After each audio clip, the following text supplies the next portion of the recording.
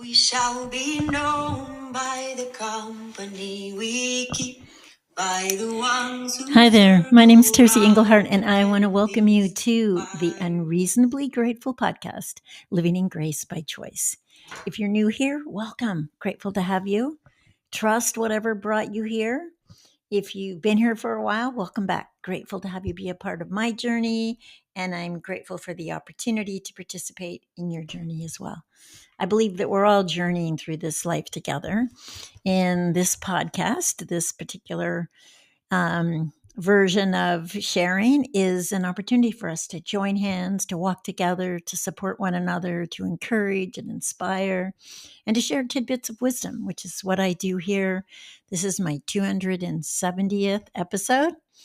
And it's just tidbits of wisdom from my 39-year journey of recovering from dealing with teenage sexual abuse, and then 20 years of hiding an addiction and eating disorder, and now 39 years of recovery. And over that time, I've learned and gleaned things from both other people's stories, things I've read, experiences I've been through, and I'm simply sharing those. I don't have your answers, but that wisdom is available for all of us at any time. And sometimes we can hear it in what somebody else says. We can see ourselves more easily and take it on and help us along our own journey, taking our next step.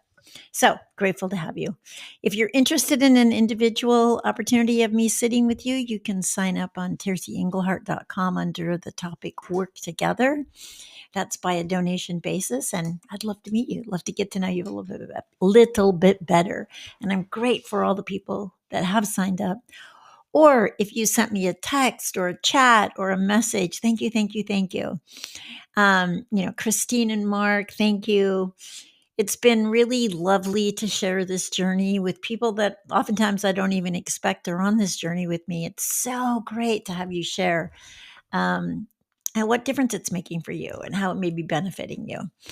So let's see here.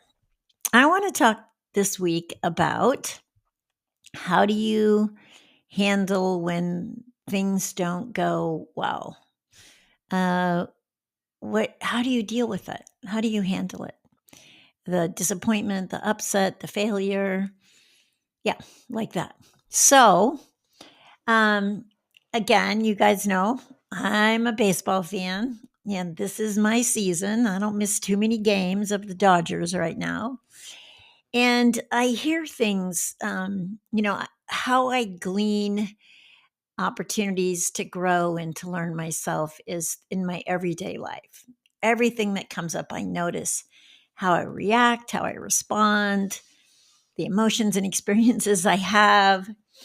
And then I know there's some lesson in that for me. So, one of the things that came up in watching baseball this week, and it came up a couple of times, is watching a manager let a pitcher go beyond any number of pitches, 25 more pitches more than he'd ever pitched, and hearing the conversation of he's taking one for the team. And that really brought something up for me. So I want you to consider that when we're challenged beyond what we think we're capable of, there is an opportunity there. Even when we feel like we're failing or we're drowning or we're outside of our ability, or we can't keep up, whatever that might feel like, there's an opportunity. So I watched this particular man sweat and hang in there and throw another pitch. And even though, I don't know, I think there'd been 7 hits, a few walks, couple of hit batters, like just almost more than he could bear, he hung in there. And I could hear the announcers interpreting what they believed was going on and like how he gathers himself. And someone said, this is the test of a real hero, is when their back's against the wall and they don't give up and they collect themselves And they take a breath, and he said something about, and you have to let go of what happened a moment ago, the last pitch, the last out, the last whatever, and pitch again into whatever the count might be. And there's a team of people that are actually there ready to support and do their part.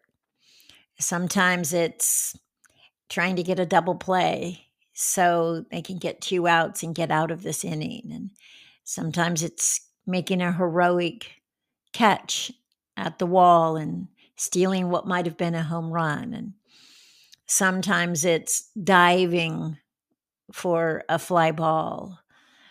Or, I mean, there's so many things.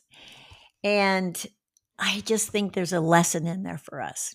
So when things don't go your way, how do you handle it?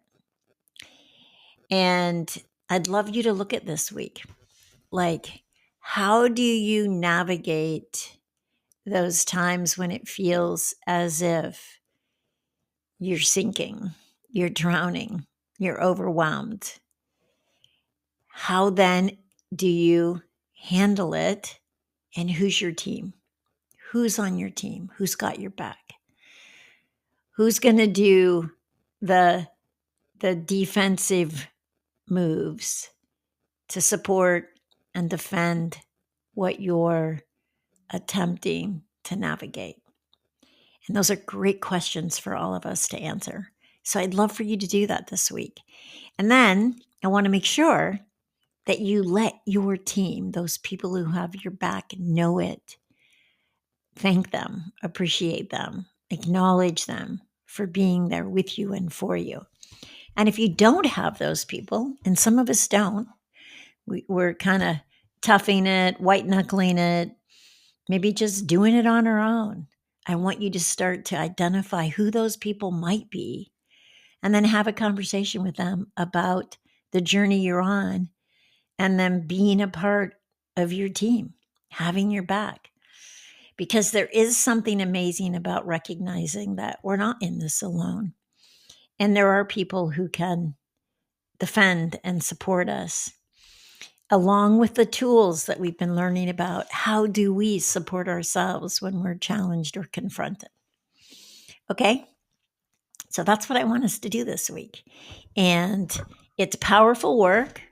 It's not necessarily easy because none of us like being confronted or kind of at our wits' end.